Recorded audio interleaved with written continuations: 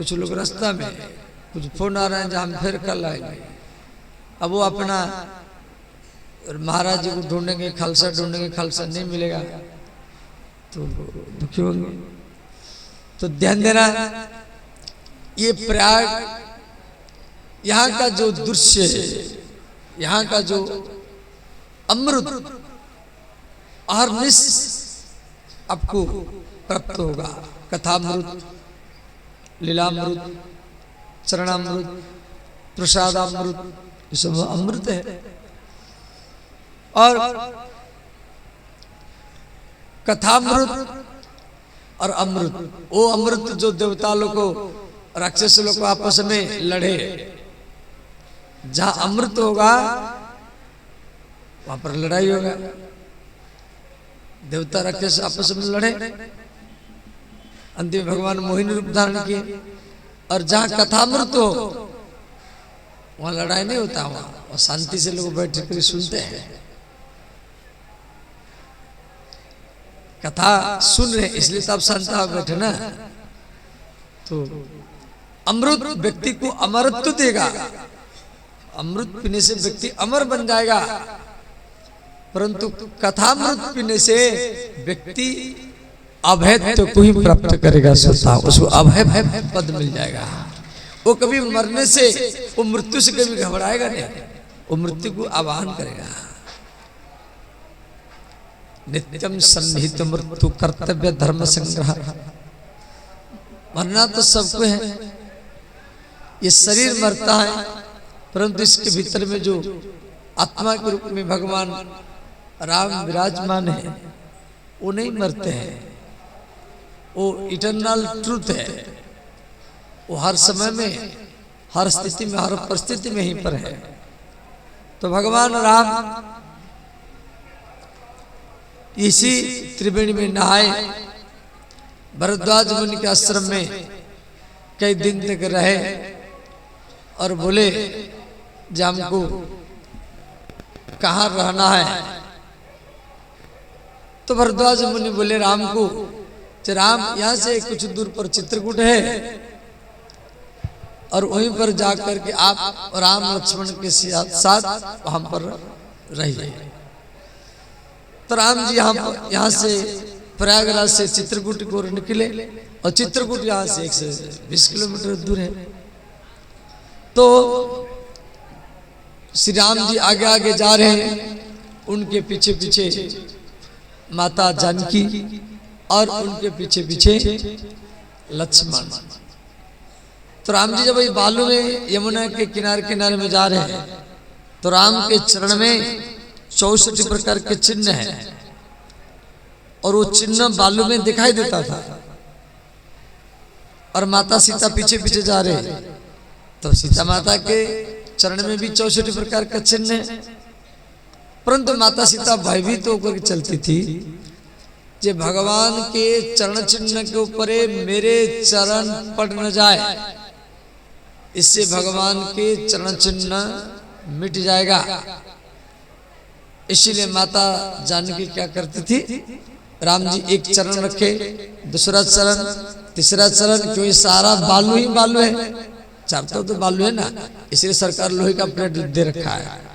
अब बालू में जब राम जी जा रहे हैं, प्रयाग में यमुना के किनारे, गंगा के किनारे किनारे आए, त्रिवेणी में नहाए, भरद्वाज मुनि के आश्रम में रह करके फिर यमुना के किनारे किनारे में चित्रकूट की ओर जा रहे हैं।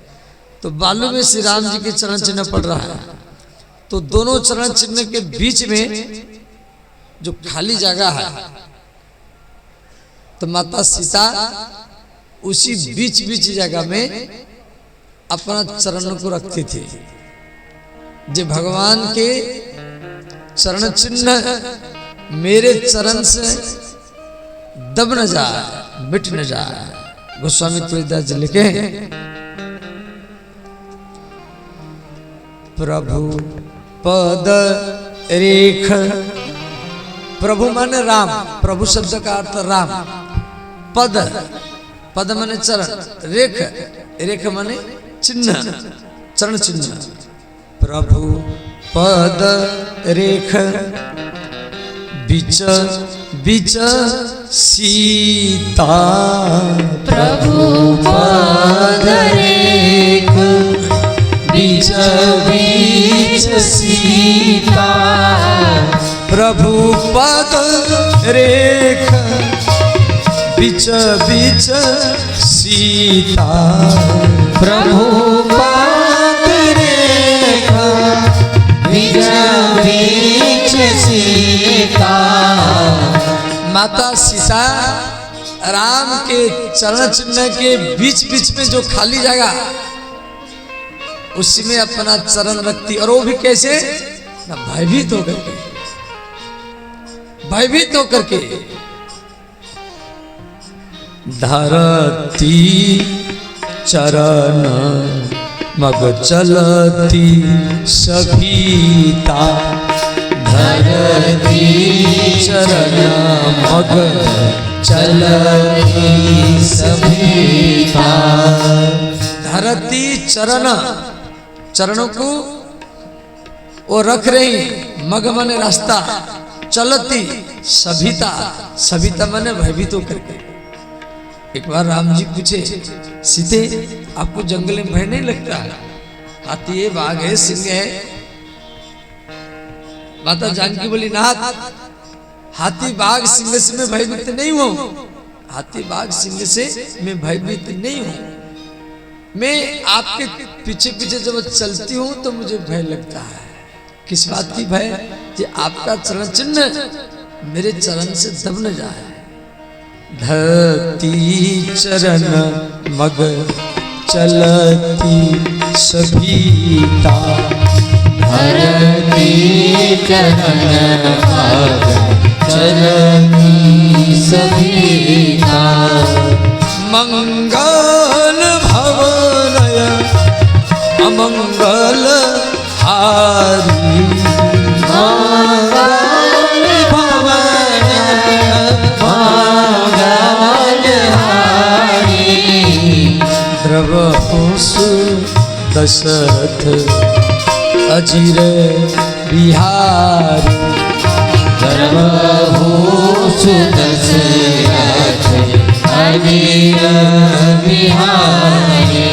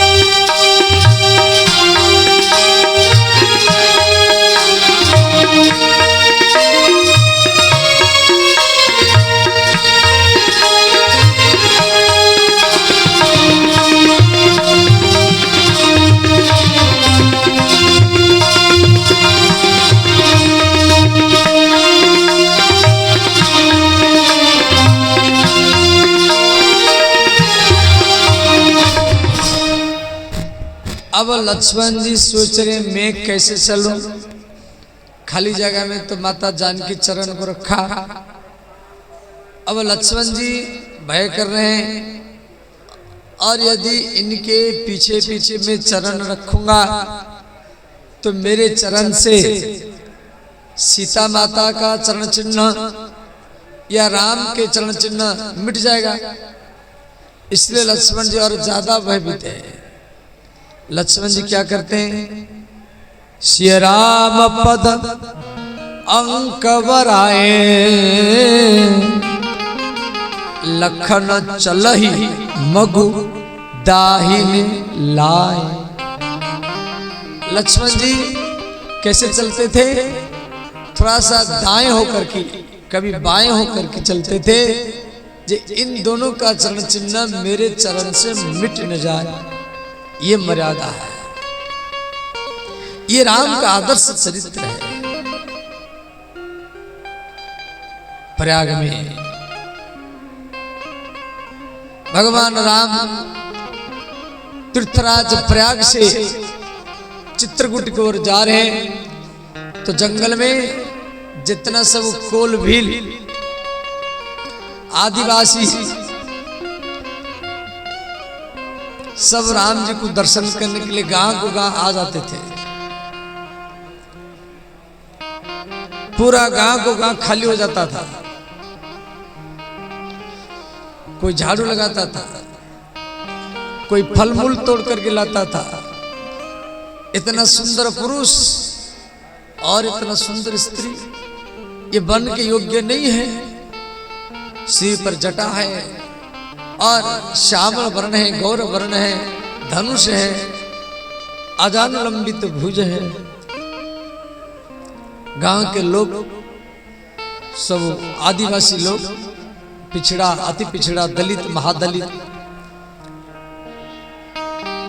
सब बार बार कहते थे जे आप यहाँ रुकिए, हमारे गांव में रुकिए, हमारे गांव में रुकिए।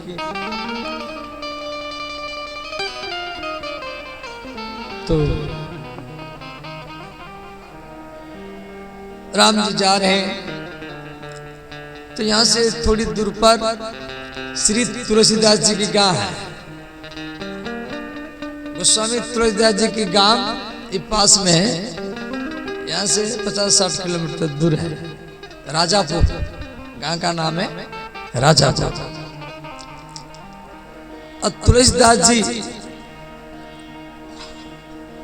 रामचरितमानस लिख रहे हैं, वो भाव विभोर हो गए।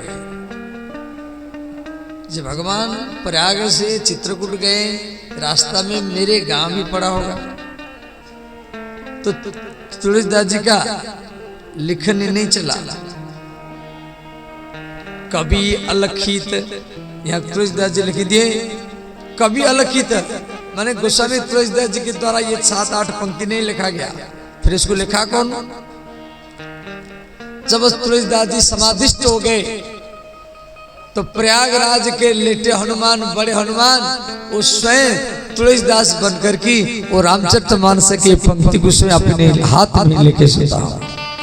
कभी अलखित हनुमान जी के द्वारा लिखा गया। इसके बारे में आपको पहले सुना चुका है, परंतु आप सब नया नया है, सुनने वाले सब चले गए हैं। कि कोई 2-3 दिन के लिए आता है फिर चला जाता है। तो उसके बाद जंगल के हाथी बाघ सिंह सवार हैं राम जी के दर्शन करने के लिए। तो एक बिच्छू और एक सर्प, वो भी राम जी के दर्शन करने के लिए आ रहे हैं। तो बिच्छू और सर्प आपस में बात कर रहे हैं, भैया हम तो जा रहे हैं, हमको कौन दर्शन करने देगा? रास्ता में तो सब कंकड़ पत्थर मार करके हमको मार देंगे इसे। तो बिच्छू ने कहा जे इस पत्थर को तू फन मार, मैं डंक मारूंगा। तो फन मार करके अपना जहर निकालना और मैं डंक मार करके अपना जहर निकालूंगा। किसके मन में दया आएगी तो हमको छोड़ देगा। तो सर्प और बिच्छू दोनों प्रयाग से थोड़ा सा आगे एक पत्थर को डंकर फन मार रहे हैं। सर्प फन मार करके जहर निकाल रहा है, बिच्छू डंक मार करके अपना जहर निकाल रहा है। बच्चे आगे डंडा लेकर के मारने के लिए, सांप है सांप, मारो मारो। इतने में एक बूढ़ा व्यक्ति आ गया, अरे रोको, देखो तो सही, ये सर्प फन मार रहा है, अपना जहर निकाल रहा है। इतने में और 10 सारे व्यक्ति आ गए। क्या देख रहे हैं कि भीड़ भीड़ खींचता है। रास्ता में आप 10 व्यक्ति देखेंगे तो रास्ता में चलने वाला मोटरसाइकिल में साइकिल वो भी सोचेगा मैं भी देख लूं क्या क्या देख रहे हैं। 50-100 व्यक्ति हो गए, फिर और 100 व्यक्ति 200 व्यक्ति हो गए, क्या देख रहे हैं भाई। अचंभा की बात, सर्प पत्थर को फन मार रहा है, बिच्छू पत्थर को डंक मार रहा है और अपना जहर निकाल रहा है। इतने में राम जी आ गए, तो पीछे पीछे राम जी आ रहे हैं, राम लक्ष्मण माता जानकी। तो सर्प और बिच्छू दोनों रेंगते हुए और भगवान राम के चरण में जाकर के लेट गए और वो सर्प बिच्छू को भी राम के चरण स्पर्श का अनुभव ही हुआ। गोस्वामी तुलसीदास जिस बात को रामचरितमानस में लिखे हैं, जिन्हि निरखी सापिनी बीछी, जिन्हि निरखी सापिनी बीछी। माने जिस राम लक्ष्मण सीता को देखने के लिए प्रयाग के आसपास के सांप और बिच्छू, जिन्हि निरखी सापिनी बीछी, जिन्हि निरखी सापिनी बीछी। तजई विषम विष तामस तीछी, तजई विषम विष तामस तीछी।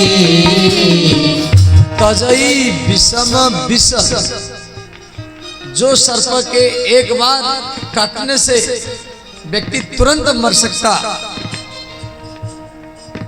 वो सर्प राम दर्शन लालसा, राम के दर्शन के लालसा में अपना जहर को निकाल रहा है। थोड़ा विचार करो, माने राम के जो चिंतन दर्शन करने का लालसा सर्प और बिच्छू में यदि इतना प्रभाव डाल रहा है, और आप तो मनुष्य हैं तो आपके ऊपर प्रभाव क्यों नहीं डालेगा। इसीलिए तो प्रयाग के चारों तरफ इतना भीड़, यदि न्यूज में बार बार अनाउंस हो रहा है कि भैया मत आइए मत आइए,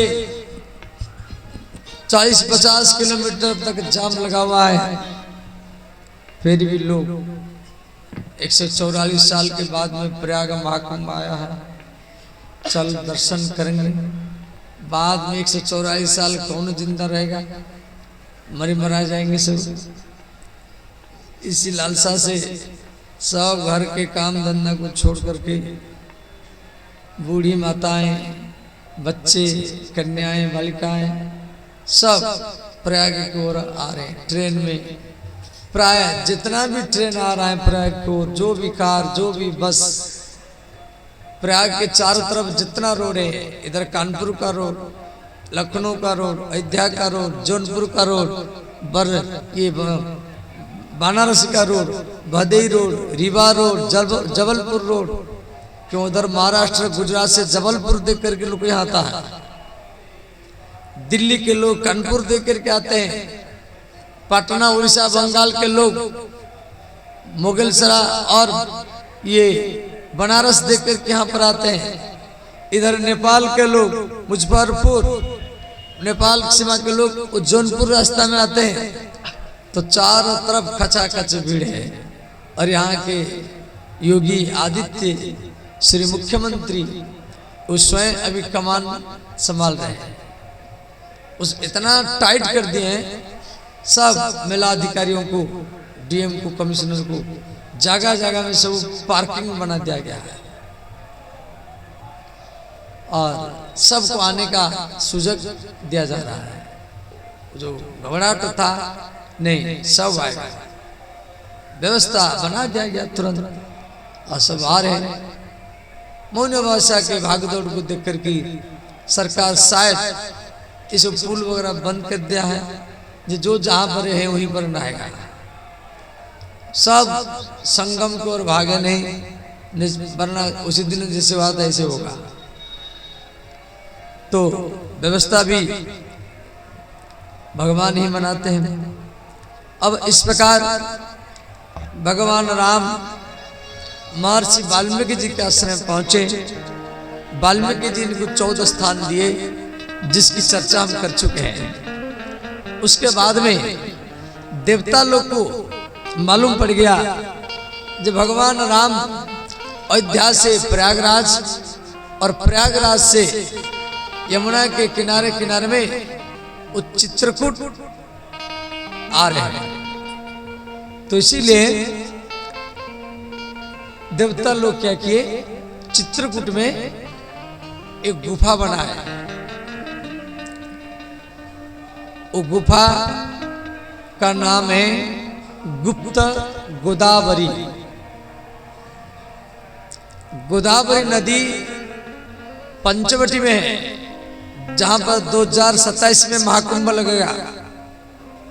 गोदावरी नदी वहां है, वहां पर त्र्यंबकनाथ ज्योतिर्लिंग है। श्री गौतम गोदान करके गोहत्या के पाप से बरी हुए थे, इसलिए नाम पड़ा गोदावरी। और वही गोदावरी चित्रकूट में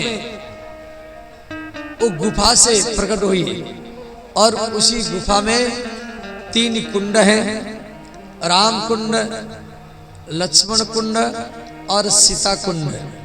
वो कुंड का पानी इतना सुंदर है, कभी हम 12-15 साल पहले गए थे और इतना सुंदर पानी हम भर के लाए थे। परंतु पिछली बार कुंभ में गए तो इतना भीड़ है वो गुफा में जाने के लिए, तामे वो भीड़ को देख कर के वापस आ गए। अब सोचे जाएंगे, मन में तो इच्छा है एक बार तुलसीदास जी के गांव में जाने के लिए। अब कुंभ मेला का भीड़ धीरे धीरे घट रहा है, तो जाएंगे तो समय अवश्य रास्ता साफ मिलेगा। तो भगवान राम जब चित्रकूट आए तो चित्रकूट के जितना ऋषि मुनि थे सब प्रसन्न हो गए। जब भगवान राम प्रयाग से चित्रकूट आए, चित्रकूट के बिहग मृग बेली बिटप तृण जाति, पुण्य पुंज सब धन्य अस कहि देव दिन राति।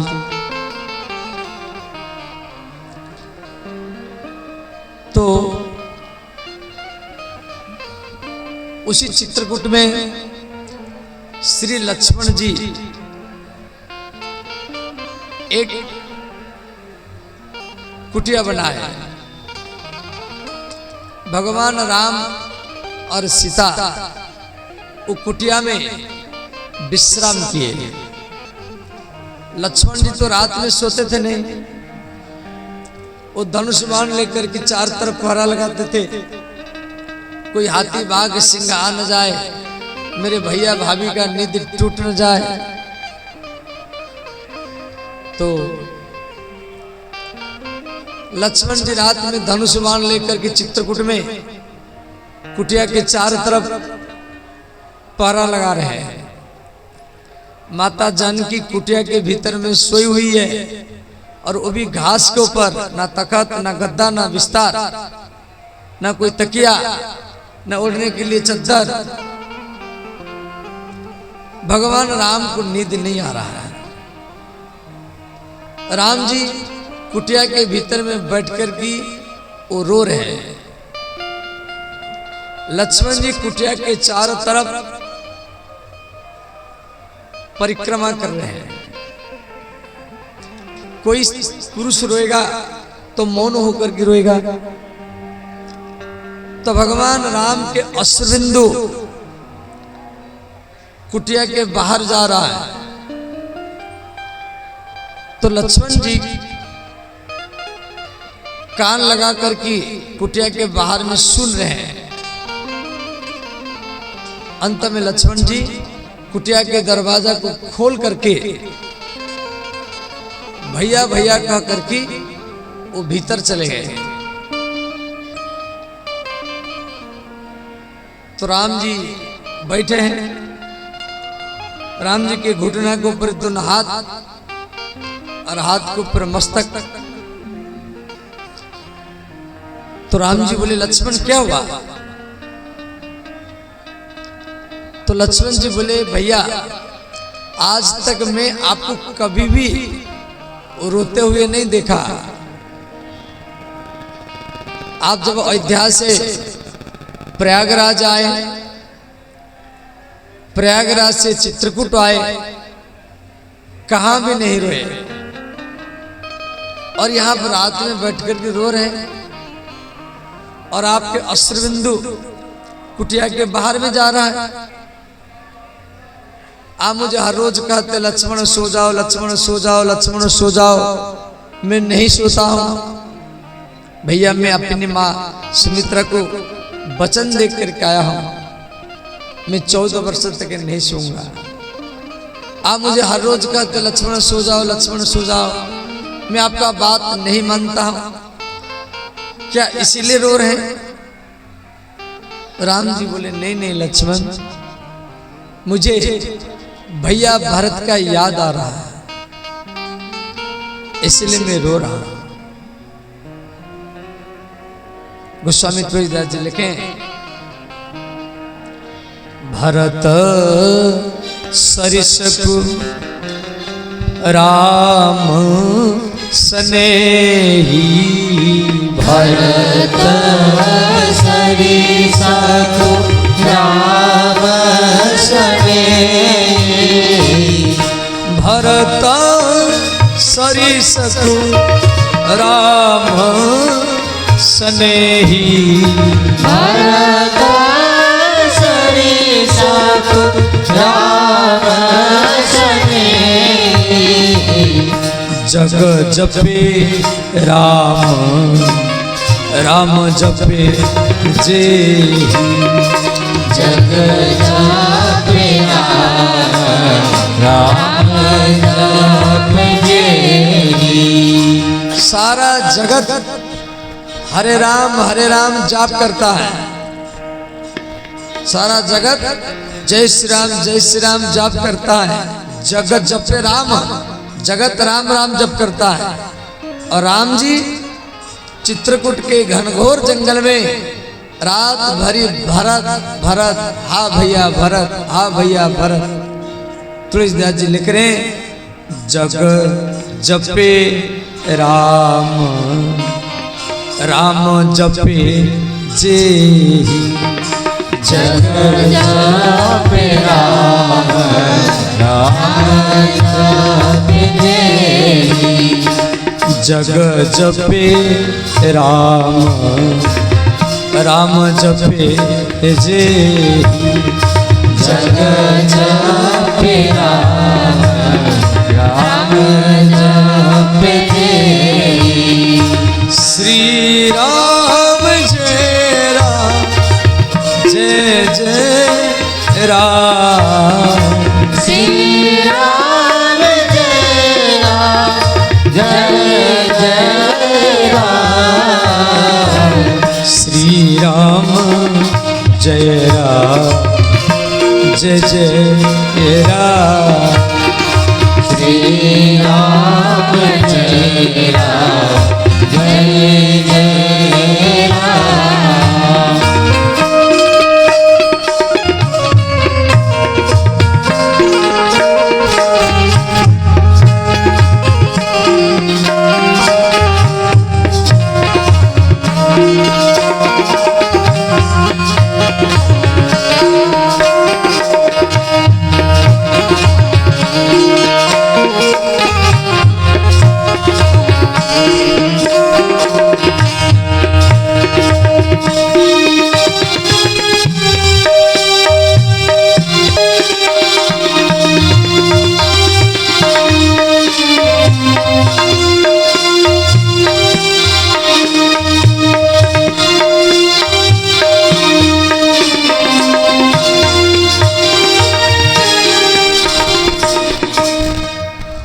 राम जी बोले लक्ष्मण को, भैया लक्ष्मण नींद नहीं आ रहा है, भैया भरत का याद आ रहा है। मैं जिस समय अयोध्या से बन के और निकला उस समय भैया भरत नहीं थे। अब ये चित्रकूट का स्थिति है, उधर अयोध्या का क्या स्थिति है, ध्यान देना है। चित्रकूट में राम जी रो रहे हैं और अयोध्या में सरजू नदी के किनारे में श्री चंदन के तुलसी के लकड़ी के ऊपर महाराज दशरथ महाराज जी का शरीर रखा हुआ है। इनकी अंतिम संस्कार होगा। श्री भरत जी आग लेकर ही खड़े हैं। वशिष्ठ जी कह रहे पुत्र भरत क्या सोच रहे हैं, राम है नहीं है और आपको पिता का अंतिम संस्कार करना पड़ेगा, इसीलिए पिता के मुख में अग्नि दान करो। भरत जी आग लेकर ही खड़े हैं और मन में सोच रहे हैं जब मेरे भैया राम होते तो मेरे पिता का मृत्यु नहीं होता। मेरे पिताजी मेरे भैया के वियोग में ही शरीर त्याग किया। राम राम कही राम कही, राम राम कही राम। मेरे पिताजी मेरे भैया के याद में ही शरीर त्याग किए। तो भरत जी आग लेकर के राम जी को याद कर रहे हैं और राम जी चित्रकूट में रात भरी भरत का याद करके रो रहे हैं।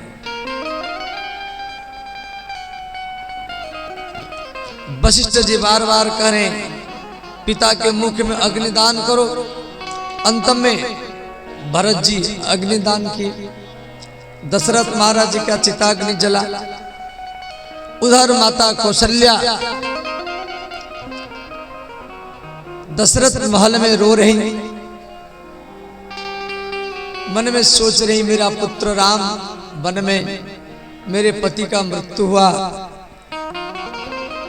अब मैं इस शरीर को क्या करूंगी, मैं सती होंगी। तो कौशल्या जिस प्रकार एक सुहागिन स्त्री चूड़ी पहनती है, मांग भरती है, मंगलसूत्र पहनती है, माता कौशल्या श्रृंगार की अयोध्या के कुलदेव श्री रंगनाथ भगवान के चरण में प्रणाम की और सरजू नदी को ओर भागी। महाराज दशरथ के चिताग्नि में कूदने के लिए क्यों विलंब हो चुका है। इधर वशिष्ठ जी भरत को बोले भरत सावधान, आपकी मां कौशल्या आ रही इसी आग में कूदने के लिए, इसीलिए आप इनको रोको। तो भरत जी क्या किए, कौशल्या माता के सामने ऐसे खड़े हो गए। बोले माता कहां जा रहे हैं। कौशल्या बोली पुत्र मुझे सती होने दो। भरत जी कौशल्या के चरणों को पकड़े। गही पद भरत, गोस्वामी तुलसीदास जी रामचरितमानस में लिखे हैं गही, गही मैंने पकड़कर, गही पद भरत मातु सब राखी। माताओं के चरणों को पकड़ पकड़ करके भरत जी रोक लिए। रही रानी दर्शन अभिलाषी। राम के दर्शन के लालसा से माताएं सती नहीं हुई और स्त्री के शरीर में जो भी आभूषण होता है वो उसी के पति का होता है। पति चले जाने के बाद में स्त्री का चूड़ी गिर जाता है, मंगलसूत्र गिर जाता है, माथे की सिंदूर मिट जाता है। कौशल्या, कैकेयी, सुमित्रा तीनों सफेद वस्त्र मांगे और उधर चित्रकूट में ब्रह्म मुहूर्त का समय है। माता जानकी रो रहे हैं, उस सपने में रो रहे हैं। तो राम जी सीता को बोले, सीते आप किस लिए रो रहे हैं? तो माता जानकी बोली, नाथ मैं बहुत खराब सपने देखा हूं। मैं सपने में तीनों माताओं को, कौशल्या, कैकेयी, सुमित्रा को सफेद वस्त्र में देखा। उनके माथे की सिंदूर मिट गया, हाथों की चूड़ियां गिर गए। ये बात को सुन करके राम जी उदास हो गए। गोस्वामी तुलसीदास जी लिखे, जब जब राम अवध सुधी करही, जब जब राम अवध सुधी करही, जब जब राम अवध सुधी करही, जब जब राम अवध सुधी करही।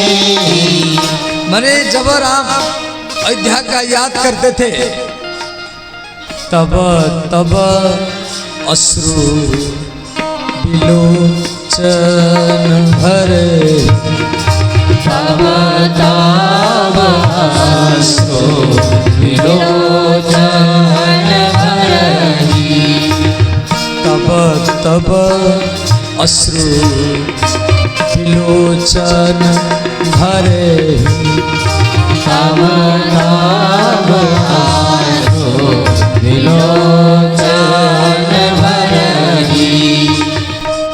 श्री राम जब अयोध्या का याद करते थे तो आंखों में आंसू भर जाते थे।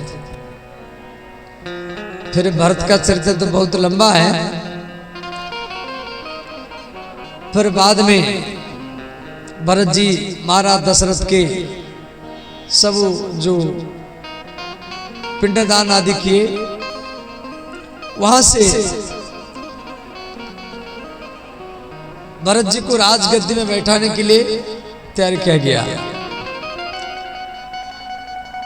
तो भरत जी अयोध्या वासियों को, वशिष्ठ जी को, माता कौशल्या, कैकेयी, सुमित्रा को प्रणाम करके बोले, अयोध्या वासियों मैं भैया से मिलने के लिए जाऊंगा।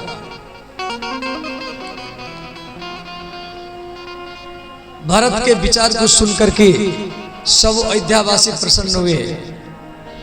अयोध्या के सब लोग, पुरुष, स्त्री, ब्राह्मण, क्षत्रिय, वैश्य, शूद्र भरत के साथ जाने के लिए तैयार हो गए। घोड़ा, हाथी, रथ आदि आदि तैयार किया गया। भरत जो अयोध्यावासियों को लेकर के निकल पड़े।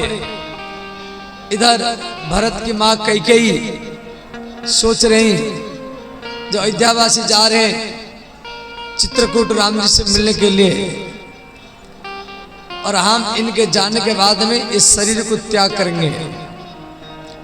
तो माता कौशल्या रथ को रोक करके कैकेयी के महल में आई। कैकेयी जाकर के कौशल्या के चरण को पकड़ करके रोने लगी। बोली, जीजी जो भी कुछ हुआ मेरे कारण हुआ। मैं महाराज जी को वर नहीं मांगती तो राम का वनवास नहीं होता, तो महाराज जी का मृत्यु नहीं होता। कौशल्या ने कहा, कैकेयी तुझे भी चित्रकूट जाना है। कैकेयी ने कहा, जीजी अयोध्या के लोग क्या बोलेंगे, जो कैकेयी राम को वन में भेजा फिर चित्रकूट जा रहे। कौशल्या मां ने विचार की, यदि मैं कैकेयी को नहीं लिया तो आत्मग्लानि से ये देह को त्याग कर सकती है। इसलिए कौशल्या माता क्या की, कैकेयी के हाथ को पकड़ करके रथ में बैठाई। कई भी राम के दर्शन करने के लिए अयोध्या से निकले। अयोध्यावासी जा रहे हैं, रास्ता में निषाद राज की राज्य पड़ा और निषाद राज भरत दोनों में भेंट हुआ। उसके बाद में निषाद राज भी शुंगेवरपुर यहाँ से कुछ दूर पर है, निषाद राज भी वो भरत के साथ साथ निकल पड़े और वहां से अयोध्या से तमसा नदी से शुंगवेरपुर और शुंगवेरपुर से भरत जी और प्रयाग में पहुंचे, यहाँ पर पहुंचे और श्री त्रिवेणी में नहाए और उसके बाद में श्री त्रिवेणी को स्तुति किए, जहाँ यमुना और गंगा का मिलन है। तो उसके बाद में महर्षि भरद्वाज आश्रम में पहुंचे। भरत जी अक्षयवट का भी दर्शन किए, वेणु माधव भगवान। फिर उसके बाद में भरद्वाज मुनि के आश्रम में पहुंचे। तो भरद्वाज ऋषि भरत का स्वागत किए और बोले, हे भरत, सुनहु भरत हम झूठ न कहई, उदासीन तापस बन रहई। ये मन सब साधन कर सुफल सुहावा, लखन राम सिय दर्शन पावा। भरद्वाज मुनि भरत को बोले, भरत, दुनिया में जितना साधना है, कथा कीर्तन हवन, ये सब साधना का फल ये है। गीता पाठ, रामायण पाठ, गंगा स्नान, ये सब का फल ये है जो कैसे राम लक्ष्मण सीता का दर्शन हो। और हमको राम लक्ष्मण सीता दर्शन दे चुके हैं, क्यों यहीं पर वो भी आए थे इसी प्रयाग में। तो साधना का फल है जो राम का, लक्ष्मण का, सीता का दर्शन कैसे हो। और राम लक्ष्मण सीता का दर्शन का फल ये है जो भरत जैसा महान भक्त का दर्शन कैसे ही हो। तेही फल कर फलु दरसु तुम्हारा, तेही फल कर फलु दरस तुम्हारा, तेही फल कर फलु दरस तुम्हारा, तेरी फल कर फलु दरस तुम्हारा, सहित प्रयाग सुभाग हमारा, सहित प्रयाग सुभाग हमारा, सहित प्रयाग सुभाग हमारा, सहित प्रयाग सुभाग हमारा।